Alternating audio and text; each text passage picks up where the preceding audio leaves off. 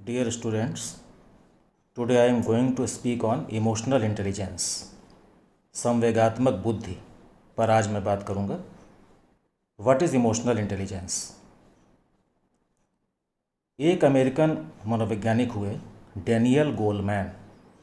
इन्होंने 1995 में एक संवेगात्मक बुद्धि सिद्धांत का प्रतिपादन किया, जो इन्होंने अपनी पुस्तक इमोशनल इंटेलिजेंस में प्रकाशित किया। तो इनका मानना था कि मानव जीवन में व्यक्ति को सफलता और प्रसन्नता देने में आईक्यू या इंटेलिजेंस कोशेंट की तुलना में इमोशनल इंटेलिजेंस का अधिक योगदान होता है। क्योंकि आपने देखा होगा, बहुत से लोग जिनकी आईक्यू बहुत हाई है, बहुत ही बुद्धिमान है, लेकिन उनके पास इमोशनल कोशेंट कम होने से वो उतने सक्सेसफुल नहीं होते हैं या लोगों में उतने लोकप्रिय नहीं होते हैं, क्योंकि उनके अंदर संवेदना का अभाव होता है। तो डैनियल गोलमैन का यह मानना था कि जीवन में जो भी सफलताएं मिलती हैं उनमें 20% तो योगदान बुद्धिलब्धि का होता है, जिसको हम आईक्यू बोलते हैं, और 80% योगदान इमोशनल इंटेलिजेंस का होता है, जिसको ईक्यू बोलते हैं, इमोशनल कोशेंट। तो इनका मानना था कि संवेगात्मक बुद्धि जीवन के संवेगात्मक पक्ष से संबंधित गुणों अथवा योग्यताओं का समूह है। तो ये परिभाषा डैनियल गोलमैन ने दी। Emotional intelligence is a cluster of traits और abilities relating to the emotional side of life. कि जीवन का जो भी संवेगात्मक पक्ष है, उस पक्ष में कौन कौन से गुण हैं, कौन कौन सी योग्यताएं हैं, और उन योग्यताओं का जो समूह है वही संवेगात्मक बुद्धि कहलाती है। आज कारपोरेट जगत में सीईओ जैसी पोस्ट के लिए इमोशनल कोशेंट अनिवार्य कर दिया गया है, और सिविल सर्विसेज के एग्जामिनेशन में इमोशनल इंटेलिजेंस का एक पेपर रखा गया है। उस पेपर को पास करना अनिवार्य है। ऐसा क्यों महसूस हुआ? क्योंकि बुद्धिलब्धि ज़्यादा होने पर हम किसी पद को प्राप्त कर सकते हैं, किसी ऊंचे पद पे पहुंच सकते हैं, लेकिन संवेदना अगर हमारे भीतर नहीं है, दूसरे की इमोशंस की कद्र नहीं है, अपने इमोशंस पर नियंत्रण नहीं है, तो हम एक अच्छे इंसान के रूप में कभी भी नहीं प्रकट हो सकते हैं। तो जो हमारा जॉब है, जो हमारा पद है, जो व्यवसाय है, जो सफलता है, धन, पद, ऐश्वर्य, ये सारी चीज़ें आईक्यू के कारण हो सकती हैं, लेकिन एक अच्छा इंसान इमोशनल इंटेलिजेंस के बिना नहीं हो सकता है। तो डैनियल गोलमैन ने संवेगात्मक बुद्धि को कुछ इस प्रकार प्रस्तुत किया। 5 स्टेजेस हैं यहाँ पर। तो सबसे पहले व्यक्ति को क्या करना है? सबसे पहले हमें यह जानना पड़ेगा कि इमोशंस क्या हैं। तो कहा जाता है, emotions are the stirred state of mind. संवेग मस्तिष्क की उत्तेजित अवस्था है। मस्तिष्क की उत्तेजित अवस्था का अर्थ क्या हुआ कि अगर कोई संवेग हमारे ऊपर हावी होता है, प्रेम, भय, क्रोध, दुख, हर्ष, तो हम कैसा बिहेव करते हैं? तो that is a stirred state of mind. हमारे मस्तिष्क को उद्वेलित करने वाली अवस्था है संवेग। तो सबसे पहले हमें क्या करना होगा कि नोइंग आवर ओन इमोशंस। सबसे पहले ये जानना होगा कि हमारे इमोशंस क्या हैं। नोइंग आवर ओन इमोशंस, कौन सा संवेग मेरे ऊपर इस समय कार्य कर रहा है। जैसे आपने देखा कि बहुत अधिक दुख की अवस्था में व्यक्ति सुसाइड करता है, बहुत अधिक खुशी की अवस्था में व्यक्ति हर्ष फायरिंग करता है। ये समाज के आसपास आप देखेंगे तो आपको एहसास होगा कि अत्यधिक सुख और अत्यधिक दुख, चूँकि दोनों इमोशंस हैं, और दोनों इमोशंस घातक हैं अगर इन पर नियंत्रण न किया गया। तो गोलमैन के अनुसार जो पहली अवस्था है, नोइंग अवर ओन इमोशंस, सबसे पहले इस बात को जानो कि हमारे पास इस समय कौन सा संवेग हमारे मस्तिष्क में चल रहा है और वो मुझसे कौन सा कार्य करवा लेगा। उस इमोशंस को जब आप पहचान लेंगे तो पहचानने के पश्चात उस इमोशन का जो आफ्टर इफेक्ट होना है, जो आपकी प्रतिक्रिया में दिखाई पड़ेगा, वो संतुलित हो जाएगा। तो दूसरी स्टेज में हमें आना पड़ेगा और दूसरी स्टेज आपकी है मैनेजिंग आवर ओन इमोशंस।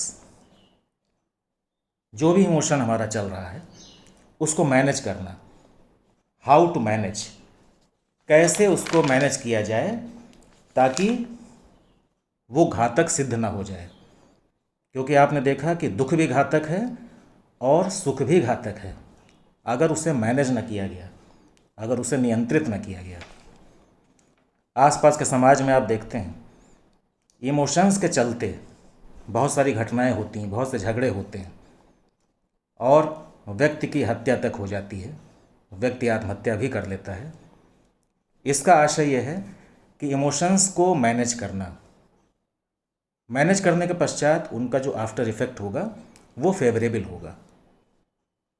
तीसरी स्टेज आती है मोटिवेटिंग आवर सेल्व्स। अपने आप को मोटिवेट करना है, स्वयं को अभिप्रेरित करना है। स्वयं को अभिप्रेरित करने से क्या तात्पर्य है कि अपने को प्रेरित करना है कि हम जो एक्शन करने जा रहे हैं कहीं ऐसा तो नहीं ये एक्शन किसी दूसरे के लिए घातक सिद्ध हो। अपनी खुशी में हम किसी दूसरे को दुखी करने तो नहीं जा रहे हैं। अपनी समृद्धता में कहीं हम किसी गरीब का मजाक उड़ाने तो नहीं जा रहे हैं। अपनी वेलबींग में कहीं दूसरे पर हम हंस तो नहीं रहे हैं। तो मोटिवेटिंग अवर सेल्व्स का मतलब हुआ कि सबसे पहले हम अपने को मोटिवेट करें, अभिप्रेरित करें कि हमसे कोई गलती ना हो जाए, हमारे इमोशंस के चलते कहीं हमसे ऐसा ना हो जाए कि सामने वाला व्यक्ति या समाज उसको कोई नुकसान पहुंचे। इसके बाद अगला चरण आता है recognising the emotions of others.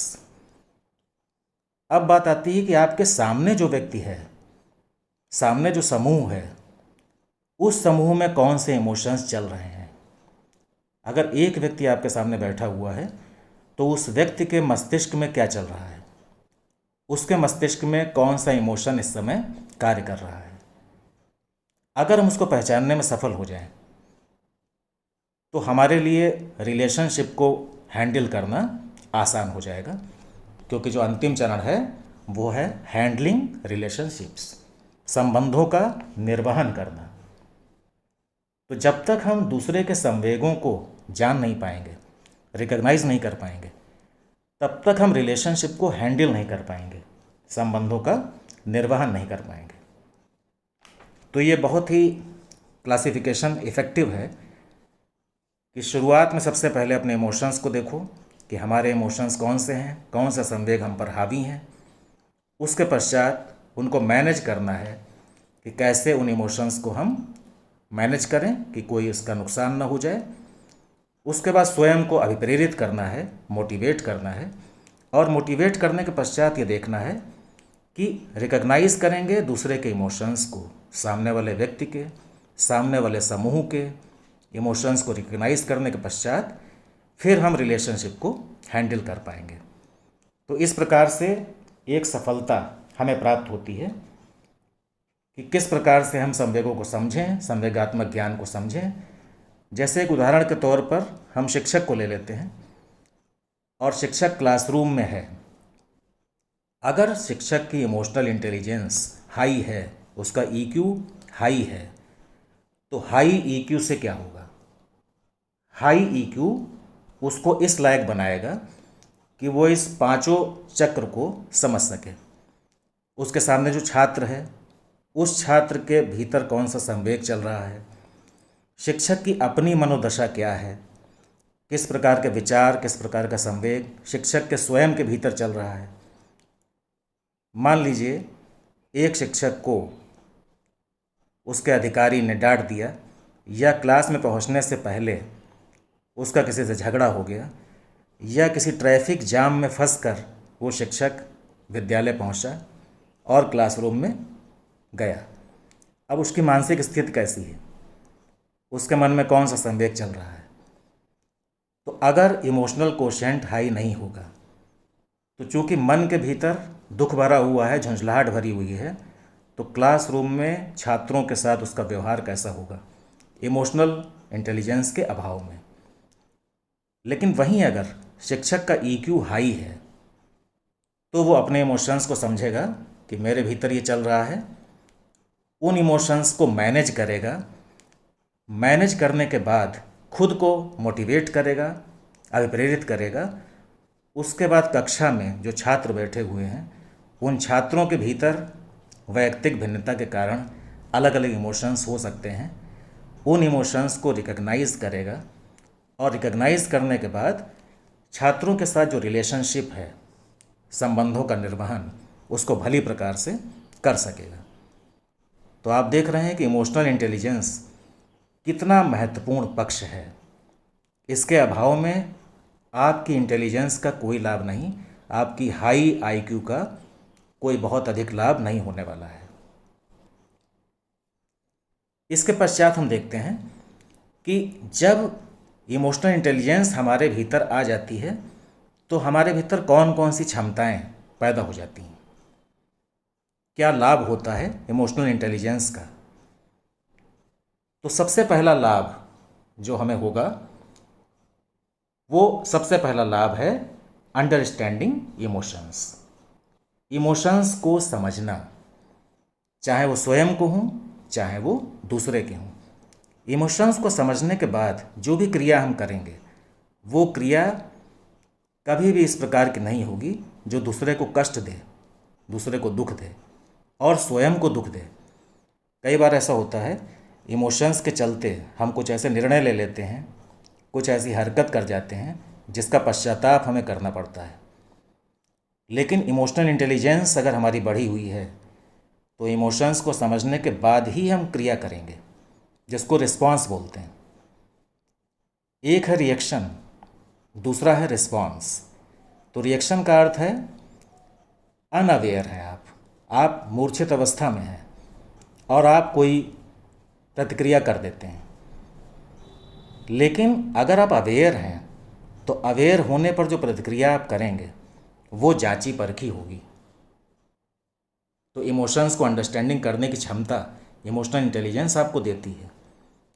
दूसरी क्षमता देती है यूजिंग इमोशंस, किस प्रकार से इमोशंस को यूज़ किया जाए। क्रोध थोड़ी मात्रा में लाभदायक हो सकता है, लेकिन अगर इसकी मात्रा अधिक है तो ये स्वयं के लिए और सामने वाले के लिए हानिकारक हो सकता है। तो इमोशंस को कितनी मात्रा में यूज़ किया जाए, ये ज्ञान हमें इमोशनल इंटेलिजेंस देती है। How to use our emotions in right direction. तो जब इमोशंस को अंडरस्टैंड कर लेते हैं, जब समझ लेते हैं, तो उनको यूज़ करना आसान हो जाता है। और एक क्षमता आती है परसीविंग इमोशंस, इमोशंस का प्रत्यक्षीकरण, इमोशंस को देख पाना। इमोशंस को सामने हम देख सकते हैं कि अगर मैं क्रोध की स्थिति में आ रहा हूँ, मैं अत्यधिक हर्ष की स्थिति में आ रहा हूँ, मैं अत्यधिक दुख की स्थिति में आ रहा हूँ, तो I will be able to perceive my own emotions very easily if I have emotional intelligence. अगर हमारे भीतर सांवेगिक बुद्धि है तो इमोशंस दिखने शुरू हो जाते हैं, क्योंकि अक्सर जो गलती हमारी होती है वो इमोशंस को न देख पाने के कारण होती है। इमोशंस का आना हुआ और इमोशंस के आधार पर हमने प्रतिक्रिया की, प्रतिक्रिया गलत या सही जैसी भी हुई, गलत होने पर पछतावा हुआ। और अगर इमोशंस को परसीव कर लिया तो आप जान गए कि ये इमोशन हमें गर्त में ढकेल सकता है। तो एक क्षमता आप में पैदा हुई managing emotions, how to manage emotions, किस प्रकार से इमोशंस को मैनेज किया जाए, कैसे उनका प्रबंध किया जाए। तो सारा खेल जीवन में इमोशंस का है। जो लोग इमोशंस को अच्छे से समझ लेते हैं, प्रत्यक्षीकरण कर पाते हैं, वो उनका प्रयोग भी उतना अच्छा कर पाते हैं और उनका प्रबंधन भी उतना अच्छा कर पाते हैं। इसके बाद अगर इमोशनल इंटेलिजेंस है तो क्या क्या लाभ होंगे। सबसे बड़ी चीज़ है डिक्रीज्ड ऑक्यूपेशनल स्ट्रेस। हम जो भी कार्य कर रहे हैं, जॉब में हैं, बिजनेस में हैं, राजनीति में हैं, कहीं पर भी हैं, तो वहाँ पर एक स्ट्रेस, एक तनाव, एक दबाव महसूस होता है। तो इमोशनल इंटेलिजेंस के होने से डिक्रीज्ड ऑक्यूपेशनल स्ट्रेस की स्टेज हमें प्राप्त होती है। हमारा जो भी ऑक्यूपेशनल स्ट्रेस होगा, जो भी तनाव होगा जॉब से रिलेटेड, बिजनेस से रिलेटेड, वो कम हो जाएगा। इसी प्रकार से इम्प्रूव्ड डिसीजन मेकिंग, जो निर्णय की क्षमता होती है, निर्णय की क्षमता आपकी इम्प्रूव हो जाएगी।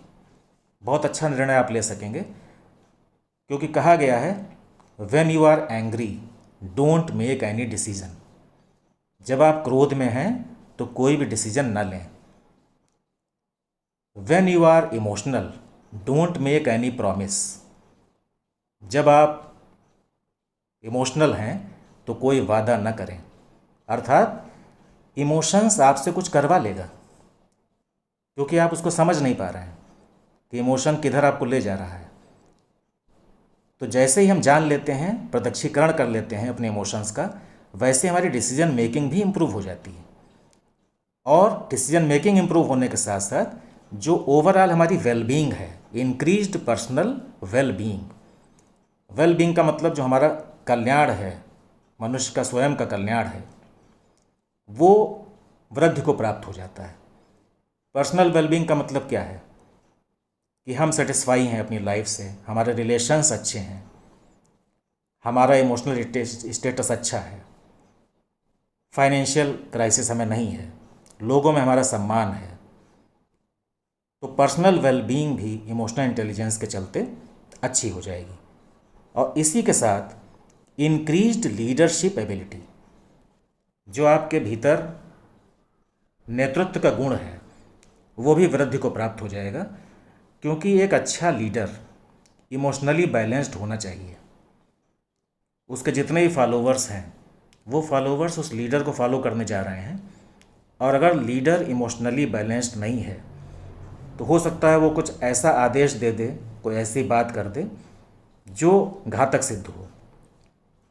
तो लीडरशिप एबिलिटी के अंदर पेशेंस पैदा होगा, आप में इनिशिएटिव लेने की ताकत आएगी, डिसीजन मेकिंग आपका होगा, और एक अच्छे नेतृत्वकर्ता के रूप में आप जाने जाएंगे।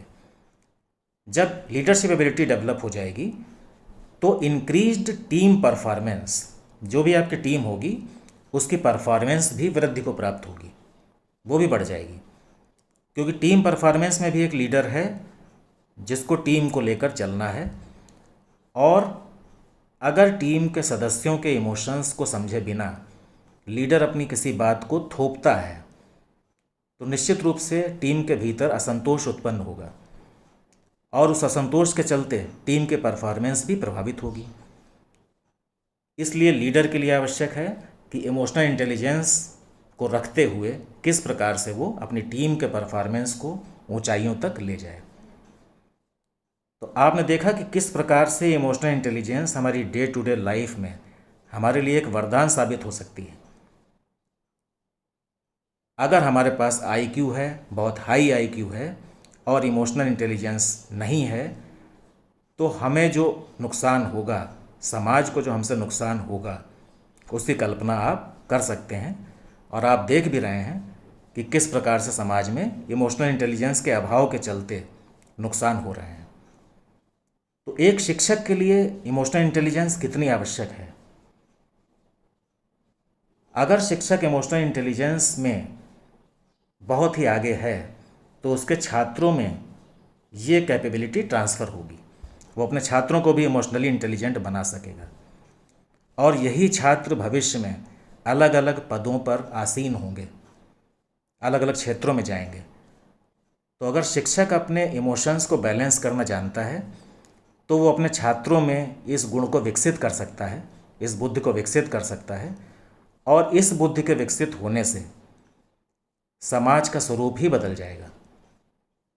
हम किसी की कमी पर हंसते हैं, किसी के असफलता पर हंसते हैं। ये किस बात का उदाहरण है? This is a lack of emotional intelligence. इसका मतलब उस व्यक्ति के भीतर इमोशनल इंटेलिजेंस का अभाव है, जो किसी की कमी पर हंस रहा है, किसी की असफलता पर उसे ताने मार रहा है, किसी के दुख पर व्यंग्य कर रहा है। ऐसे व्यक्ति, जितने भी व्यक्ति इस श्रेणी में आएंगे, उनके भीतर ईक्यू कम है। आईक्यू ज़्यादा हो सकता है, लेकिन इमोशनल इंटेलिजेंस उनकी कम है।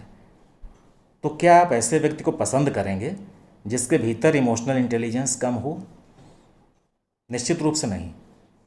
इसका आशय क्या हुआ कि हमें इमोशनल इंटेलिजेंस पर काम करना होगा, प्रत्येक शिक्षक को कार्य करना होगा, प्रत्येक व्यक्ति को कार्य करना होगा, जिससे हमारे समाज का स्वरूप अच्छा हो, एक दूसरे के प्रति संवेदना हो, एक दूसरे के सुख दुख को हम समझ सकें, दूसरे के सुख में सुखी, दूसरे के दुख में दुखी, इस संवेदना को प्राप्त कर सकें। ये इमोशनल इंटेलिजेंस के चलते ही हो सकता है। इसके बाद और कौन कौन सी चीज़ें भीतर आपके आ जाएंगी इमोशनल इंटेलिजेंस से? सबसे बड़ी चीज़ है सेल्फ रेगुलेशन, आत्म नियंत्रण। सबसे बड़ी चीज़ है जीवन में। अगर हमारा नियंत्रण हमारे ऊपर नहीं है, अगर स्वयं पर आपका कोई नियंत्रण नहीं है, तो आप व्यर्थ हो। आप किसी और को नियंत्रित क्या करेंगे? तो सबसे पहला काम होता है how to regulate oneself. स्वयं को कैसे नियंत्रित करें। और स्वयं को नियंत्रित करने में इमोशनल इंटेलिजेंस का बहुत बड़ा योगदान होता है, क्योंकि हम अपने को रेगुलेट तब कर पाएंगे जब अपने इमोशंस को देख पाएंगे। इमोशंस को देखने में हम असफल हैं। How can we regulate ourselves? तो एक बहुत बड़ा लाभ इससे होने वाला है सेल्फ रेगुलेशन का। दूसरा लाभ इसका है मोटिवेशन, हाउ टू मोटिवेट। जब हम इमोशनली बैलेंस्ड होंगे तो हम स्वयं को भी मोटिवेट कर सकते हैं, अभिप्रेरित कर सकते हैं, और दूसरे को भी अभिप्रेरित कर सकते हैं। और आपने देखा कि मोटिवेशन कितना महत्वपूर्ण होता है लाइफ में, कि जब हम दुखी होते हैं और हमें कोई मोटिवेट करता है तो हम उसके प्रति श्रद्धा भाव से भर जाते हैं और फिर अपने कार्य पर चल देते हैं। लेकिन मोटिवेशन तो तभी मिल पाएगा जब हमारे भीतर इमोशनल इंटेलिजेंस होगी, और इसी के चलते सोशल स्किल्स भी हमारे अंदर डेवलप होंगे। सोशल स्किल्स क्या हैं? सामाजिक कौशल हमारे भीतर पैदा होंगे, जैसे नेतृत्व करना है, सहयोग करना है, कोऑपरेट करना है। ये सोशल स्किल्स हैं कि समाज में रहते हुए किस प्रकार से हम समाज को उत्थान की ओर ले जाएं। और एक आता है एम्पैथी, सहानुभूति, संवेदना। जब हम दूसरे के इमोशंस को समझ पाएंगे तो उनके प्रति एक संवेदना को जन्म दे सकेंगे। हमारे भीतर एम्पैथी का अभाव होने से, सहानुभूति का अभाव होने से हम कुछ ऐसी हरकत कर जाते हैं, उस हरकत के चलते उसको दुख होता है, किसी का नुकसान होता है। और अंतिम लाभ जो इसका है सेल्फ अवेयरनेस, स्व जागरूकता, स्वयं के प्रति जागरूक रहना। हम प्रत्येक पल अपने प्रति जागरूक रहेंगे, क्योंकि हमारे मस्तिष्क में जो भी इमोशन आ रहा है उस इमोशन के कारण हम कोई कार्य करते हैं, लेकिन जब उस इमोशन का प्रत्यक्षीकरण संभव हो जाएगा, उस इमोशन का प्रबंधन हम कर लेंगे, स्वयं को मोटिवेट कर लेंगे, तो इस अवेयरनेस के होने से कोई भी इमोशंस हमसे गलत कार्य न करवा सकेगा। जो भी इमोशन हमसे गलत कार्य करवाने जा रहा है हम उसको पहले ही देख लेंगे, और जब पहले हम उसको देख लेंगे तो उस गलत कार्य को हम रोक देंगे, उसको नहीं करेंगे। किसी भी व्यक्ति को जब हम कुछ बोलते हैं तो वो हमारे इमोशन के कारण होता है। हमारे भीतर जो भाव चल रहा है उस भाव के चलते हम उस व्यक्ति से बात कर रहे हैं। तो ये इमोशन के कारण हमारा रिएक्शन आ रहा है। इस पर मैं आपको एक छोटी सी कहानी सुनाना चाहता हूँ। एक व्यक्ति गांव में जा रहा था, उसको 3-4 लोग मिल गए, उन्होंने उसको बहुत सारी गालियां दी, अपशब्द कहे। उस व्यक्ति ने कुछ नहीं कहा। उस व्यक्ति ने उनसे सिर्फ इतना ही कहा कि इसका उत्तर मैं आपको 24 घंटे बाद दूंगा। तो वो आश्चर्यचकित हुए। उन्होंने कहा, यह कैसे होता है, 24 घंटे बाद भी कोई इसका उत्तर देगा? तो 24 घंटे बाद उत्तर देने का कोई अवसर ही नहीं मिलेगा, क्योंकि तब तक वो जो इमोशन है वो शांत हो चुका होगा। हम तुरंत जो अपनी बात कहते हैं, उस तुरंत बात कहने में हमसे गलती हो जाती है। अगर हम उस क्षण शांत हो जाएं, रिएक्शन न करें, कोई स्टिमुलस अगर आया है, वो स्टिमुलस आने पर हम शांत हो जाएं, तो जो हमारा रिएक्शन होगा वो रिस्पांस में कन्वर्ट हो जाएगा। और रिस्पांस हमेशा होशपूर्ण होता है। होशपूर्ण रिस्पांस से हमारा रिस्पांस हमेशा प्रशंसनीय होगा। कोई व्यक्ति वो क्रोध में आपसे मिलने आया है, अगर आप शांत भाव से उसको एक गिलास पानी ऑफर करें, शांत भाव से उससे पूछें कि तुम क्या कहना चाहते हो, स्वयं क्रोध न किए बिना, यानी अपने इमोशंस को कंट्रोल करके उसके इमोशंस को जागृत होने दें, तो थोड़ी देर बाद उसका इमोशन भी धीरे धीरे सेटल डाउन हो जाएगा। ये जो भी हमारा झगड़ा हो रहा है, जो विवाद हो रहा है, वो सिर्फ इस वजह से है कि हम न तो स्वयं के इमोशंस को देख पा रहे हैं, न समझ पा रहे हैं, न सामने वाले के इमोशन को समझ पा रहे हैं, और केवल बहस कर रहे हैं, आर्ग्यूमेंट कर रहे हैं, मारपीट कर रहे हैं।